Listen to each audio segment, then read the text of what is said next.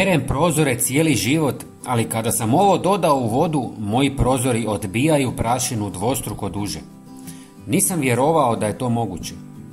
Siguran sam da se ni vama kao ni meni ne da prati prozore svakih par dana i zato sam počeo koristiti ovaj sastojak. Ali to nije sve. Ova metoda smanjuje zamagljivanje i otiske prstiju, što mi je jako bitno po zimi. Prvi sastojak je 300 ml vode, ali ne obične vode.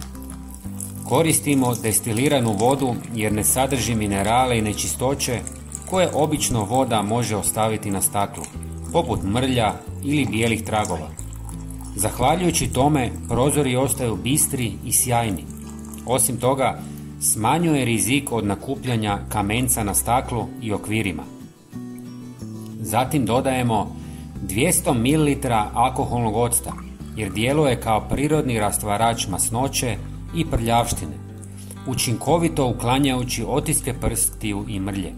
Također, brzo isparava, što smanjuje stvaranje tragova i ostavlja staklo sjajnim. Osim toga, njegovo antibakterijsko djelovanje pomaže održati prozore čistima i higijenskima. Naš zadnji i najbitniji sastojak je jedna žlica ili par kapi farmaceutskog glicerina, jer stvara tanki zaštitni sloj na staklu koji pomaže spriječiti nakupljanje prašine i prljavštine. Također, njegovo blago vlažno svojstvo olakšava uklanjanje mrlja i otisaka prstiju bez ogrebotine. Glicerin može produljiti efekt čišćenja jer sprječava brzo ponovno taloženje nečistoća.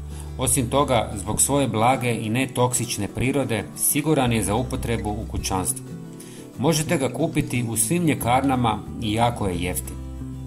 Sada napunite špricu i spremno je za korištenje. Operite prozore i uživajte u čistoći. Prijatelji, podijelite ovaj video na društvenim mrežama kako bi ga vidjelo što više ljudi.